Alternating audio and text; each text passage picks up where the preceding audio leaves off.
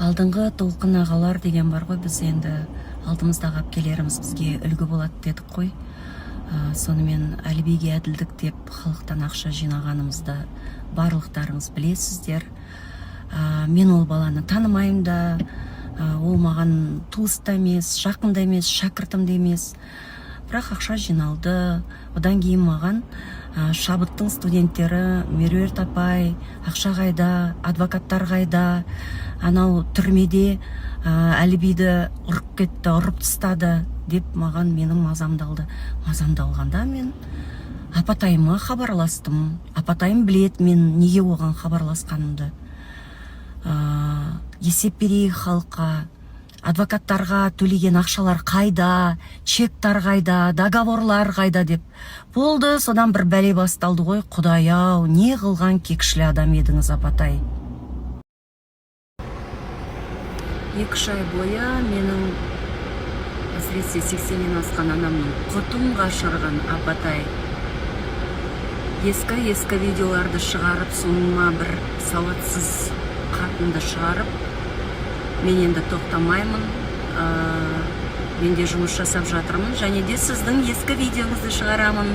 Халықты тобыр, үйде отырып шемішке шағып отқан адамдар сауатсыз деген видеоңызды жақында шығарамын. Сіз білесіз оны қай жерде айтқаныңызды. Сіз алып таста дегеннен кейін біз алып тастаған болатынбыз. Бірақ ол мұрағатта бар. Сол үшін енді ренжімеңіз, Әпкетай. Халық әртісіз ғой, сізге халық берсе сол атақты. Халыққа деген сіздің көзқарасыңызды біз айқын етеміз жақын арада. Дайындалыңыз.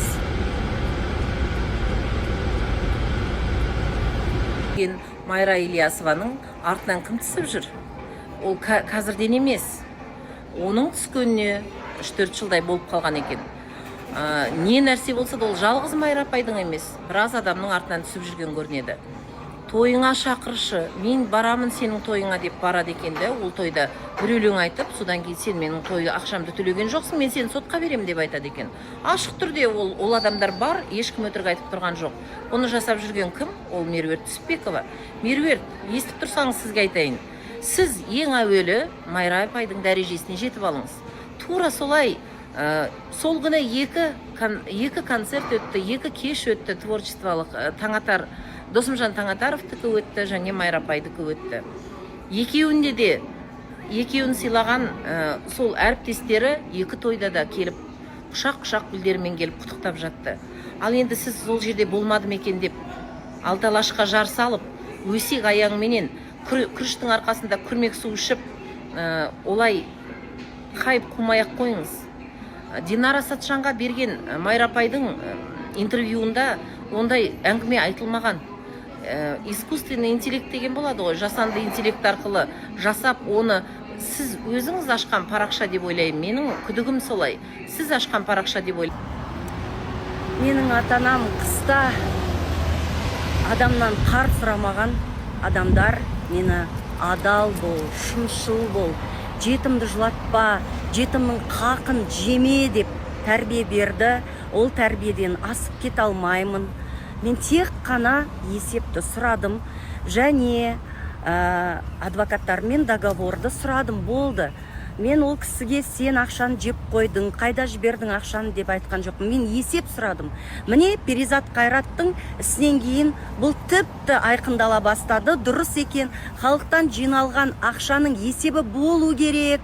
Енді маған құзырлы органдар бүгін хабарласты. Осы істі тергейтін болды. Каспиде хабарласты, өйткені барлық төлемдер Каспи арқылы өткен, Нұрбақыт Өтепбергеннің картасына өткен. Жақында бәрі айқын, ашық айтылады. Достар, қалайсыздар? Бәрі жақсы ма? Қатты ыстық, Алматыда мүмкін емес. Біреу төбеңнен паяльник ұстап тұрған сияқты. Мен бір кездесуге кетіп бара жатырмын. Құдай қаласы жақында көресіздер бір жаңа видеоны. Сосын айтайын дегенім, әлі де барлық архивте жатқан менің сөйлеген видеоларымды кесіп бішіп, ана жолы эпосты этнос қылып әдейі өзгертіп жібергендей әлі де керемет мен туралы видеоларды көресіздер. Одан кейін жаңағы тоқтап қалған фонограмма туралы, оны барлық менің әріптестерім біледі. Біз съемка кезінде тек қана фонограммамен ән айтамыз, өйткені Қазақстанның аппаратурасы телевидениеға олай арналмаған түрде айтуға. Соны кесіп алған, және де кәдімгі сол концерттің репетиция барысында болған видеоны біреулер салған, баяғыда салған ғой енді. Ол кәдімгі республика күніне арналған концерттің түсірілімі болатын. Ұлттық арна ұмытпасам. Одан кейін кәдімгідей бір жазуларды жазған. Оның бәрі тапсырыспен беріліп отыр. Қазір іс қозғалды. Киберсталкинг деген кәдімгідей біздің президентіміздің қолдауымен ол статьяны күшейтіп отыр мемлекет. Көреміз енді, Құдай қаласа, аққа Құдай жақ. Енді оның бәрін кім жасап отқанын білесіздер. Пайғамбар жасынан асқан әпкеміз жасап отыр. Ол кісіге де менің өзімнің компроматтарым дайын. Көреміз енді. Уақыт бәрін көрсетеді. Мен Қазақстан Республикасының еңбек сіңірген қайраткері, әнші актриса Меруерт Түсіпбаева Евразия бірінші арнасына өзімнің үндеуімді жолдаймын. Кеше сіздер берген видео, ақпарат бұл заңсыз, өйткені бұл ескі видео, 17 жыл бұрын түсірілген видео. Бұл республика күніне арналған кәдімгі телевизиялық түсірілім болатын. Сол жерде аппаратура бір сәтке істен шығып, микрофонда барлық аппаратура тоқтап қалған болатын.